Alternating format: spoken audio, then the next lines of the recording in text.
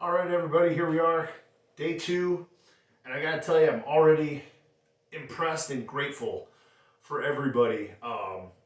So last night, after the first round of push-ups and the first video, I had a friend reach out to me, and this friend, not a military friend, but a good friend and just all-around good guy. And he reached out to me to tell me that this is a topic that very much resonates with him as well. Um, and he shared a little bit with me. I'm not going to name names. I'm going to keep it fairly vague and short, just for the sake of him and the people involved in these stories.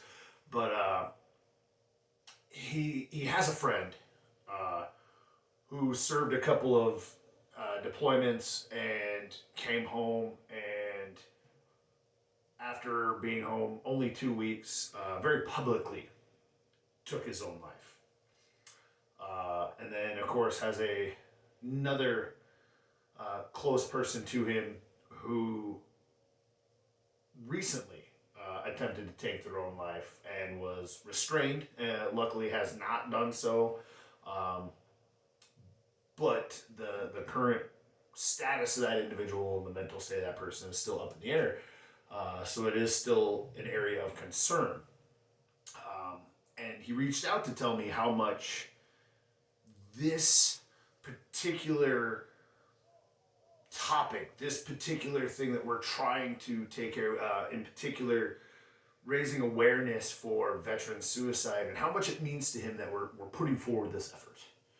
Um, and I wanted to share that twofold. One, I want to make it very real for everybody. I'm not talking about people we hear about on the news. I'm not talking about somebody across the country from you. I'm talking about people we know, people we hold dear, people we're close to are suffering and struggling.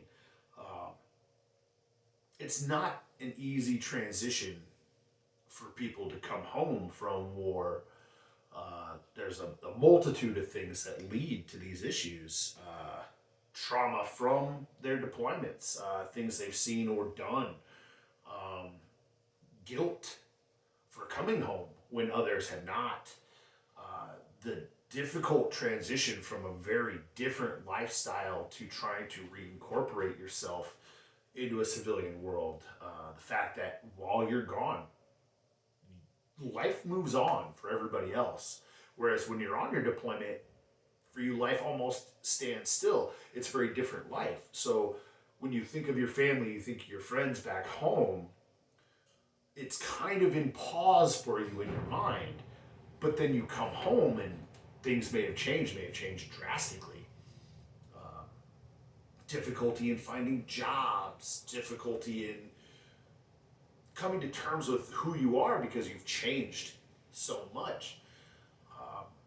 Whatever each individual's struggle is, it can be more than you can handle alone. And I think some of the problem is you take so much on yourself when you enter military service, and society kind of builds you up to being this hero. And I think we get in our own head about that. And we feel like we have to represent our service in a certain light. Nobody wants to be the person to admit their weakness in their service.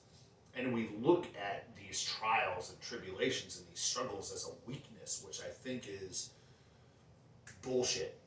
And I think we need to get over that as veterans.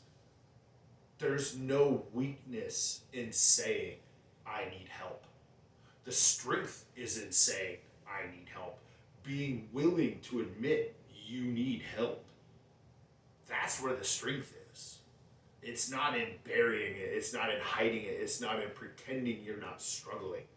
It's not in telling people, things that might not be true for the sake of hiding your own traumas and your own insecurities and your own struggles because you feel like you need to present a certain version of yourself to them because you don't want to be ashamed of yourself, or you don't want to put shame on your service or your branch of the service or the military in general. You know, you feel like, oh, we have to be portrayed as warriors, as heroes, as strong under any circumstances, when the fact of the matter is we're human. That's the point. It's our humanity and the fact that the rigors and struggles and horrors of war are difficult to accept and to move past, that speak to who we are and how strong we are. Is the minute I feel that that stuff doesn't affect you is when something is really wrong. You know, seeing life ended violently should always be something that's difficult. And I think as veterans, we need to be willing to lay our pride aside and say, hey, help me.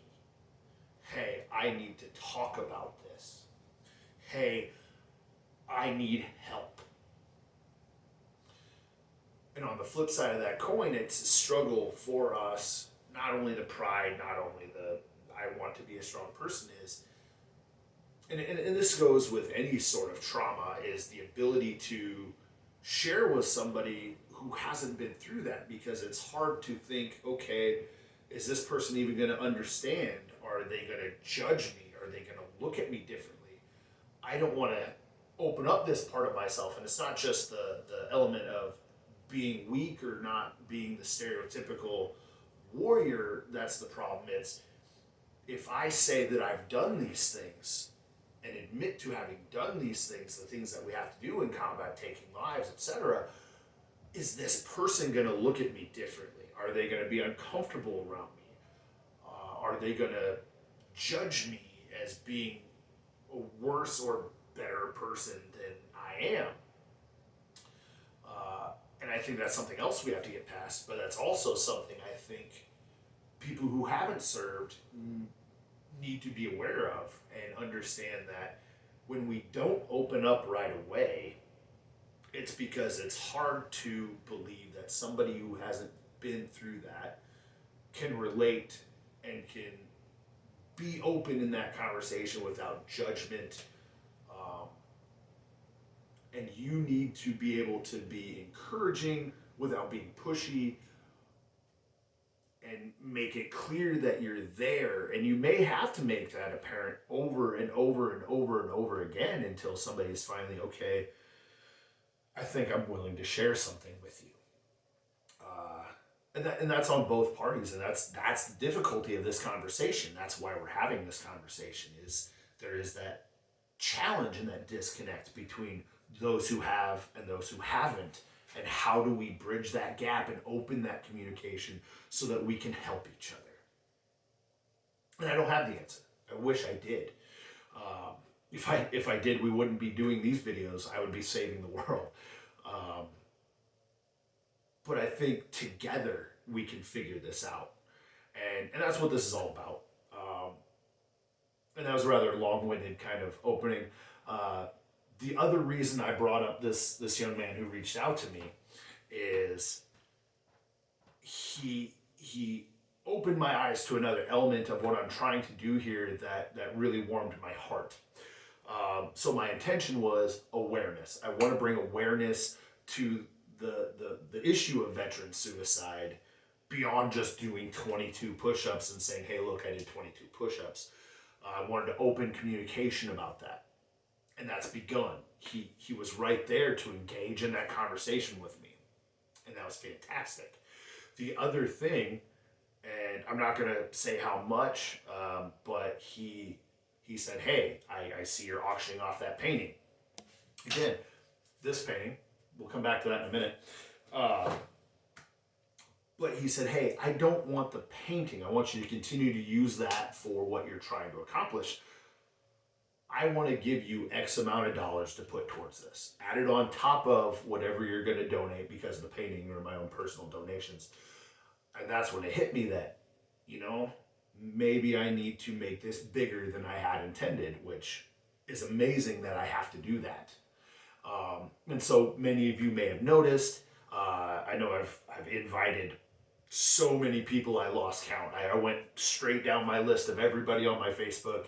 Um, I did start a fundraiser for Mission 22, which is an organization that raises awareness for veteran suicides, education, help for veterans in every sense, both, psychological help. Hey, do you need somebody to talk to? Suicide prevention hotlines, as well as, hey, let's work on some of the things that may cause these feelings of hopelessness, such as job programs and various other well-meaning sources of help for veterans. And I think that's all very important. I think it's more than just, hey, let's talk about it. We need to find avenues of helping. So that's where I've decided to send my money. That's where I'm raising money for, and that's back to this painting. So, as many of you noticed, I did start the fundraiser, and it's already collecting a large sum of money. And I'm impressed and amazed by every one of you and your giving nature and your desire to help. So, I'm going to keep that going over the next 21 days left. I'd love to keep it going forever. But I think, we have a definitive goal. Let's do that, and we can restart. I would love to do this every 22 days. And we might. We'll see. I right now have a goal, $2,000 on there.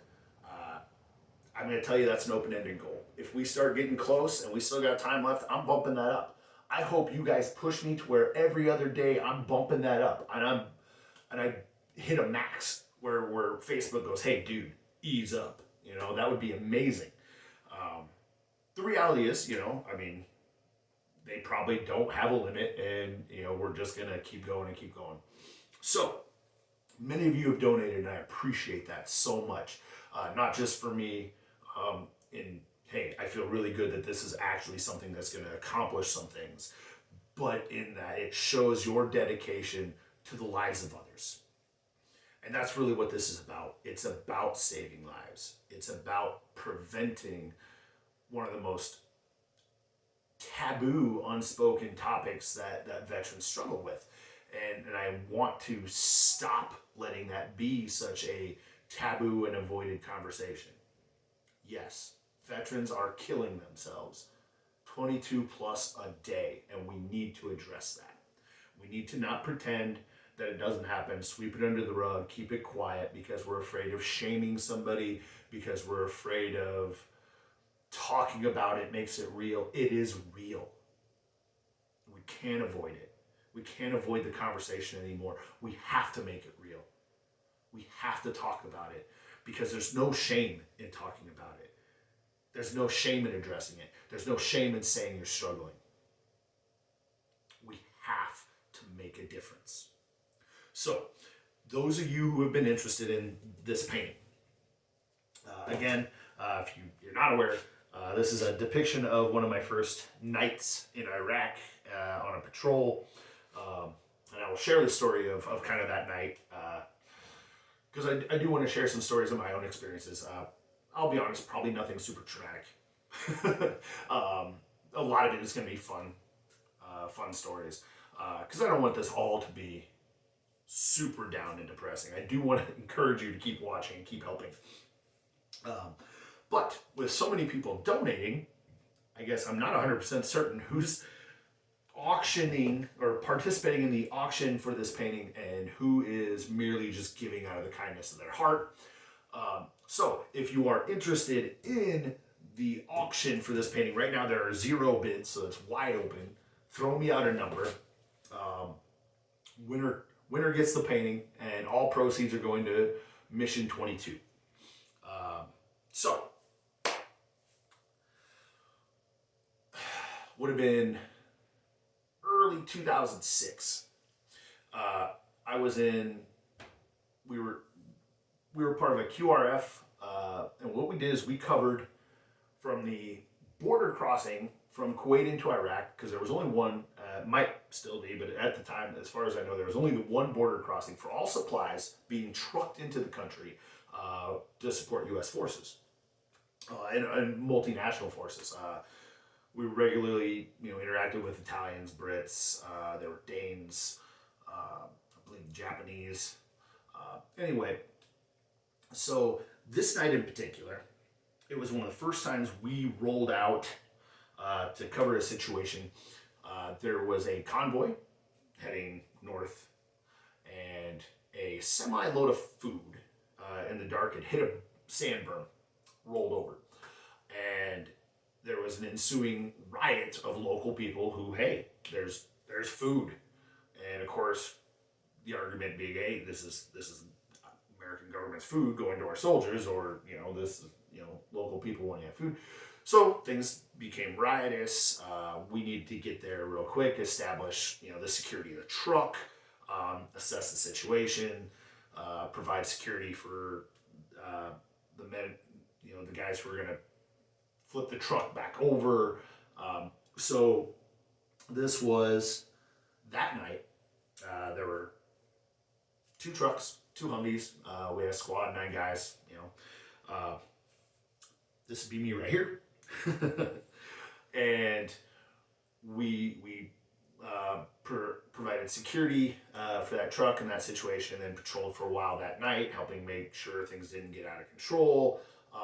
Eventually, situation was we could not flip the truck back over because of the weight of the food. So we actually then had to distribute the food as peacefully and organized as possible. It was a long night.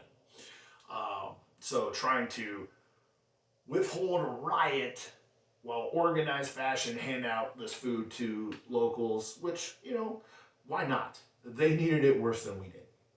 So real life situation depicted, not super great. I mean, like I said, my art is not fantastic. My art is, for me, it's for fun. So if you're interested in this painting, please reach out to me. Just say, hey, I'm X amount of dollars for the painting. And I will keep it tallied. I will every video tell you, hey, this is where the painting's at. Who's interested? Bump it up, bump it up. I won't talk fast. I'm not a super fast talker. I am just a very long-winded talker. So, talked a little bit about painting. We talked a little bit about how things are moving forward. Again, all proceeds from the next 22 days are going to Mission 22. Great organization that does great things to help provide awareness and prevention for veteran suicide. There are already conversations starting with me and others, and we're starting to talk about this topic of veteran suicide, bringing awareness, on a small scale, and multiple small scales become the large scale, and I think that's the way this starts. So, without further ado, there's nothing to it but to do it. So let's get down to the 22 push-ups. Now, the other thing I had said is when it comes to the push-ups, I don't want to do standard everyday push-ups every time. Do things a little different, change it up, keep people interested, as well as be able to showcase other variations. So, traditional push-up, what we're looking for is you're going to maintain your body in a plank position, fully extended. I like the hands shoulder width, maybe just a little wider, elbows to the side, 45 degrees, give or take. Best for shoulder health. We start getting out here, you run the risk of damaging your rotator cuff. Now, anybody who's done the old school PT test, push-ups, sit-ups, 2-mile run. The Army, I know the Army in particular, I think the Marine Corps as well has kind of done a lot to improve on how they measure physical fitness, but that's the old school way.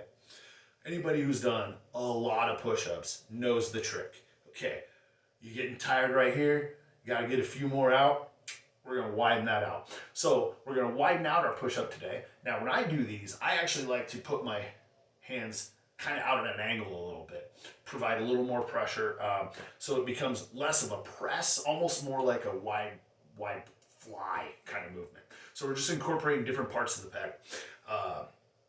So let's get to it. A little bit wider. I'm outside my shoulder range, and 1, 2, 3, 4, 5, 6, 7, 8, 9, 10, 11, 12, 13, 14, 15, 16, 17, 18, 19, 20, 21, 22. All right. Please stay tuned. Please keep watching. Maybe they're boring, maybe they're not. Please give me some feedback. I just want to make sure we keep this conversation going. Let's make a difference.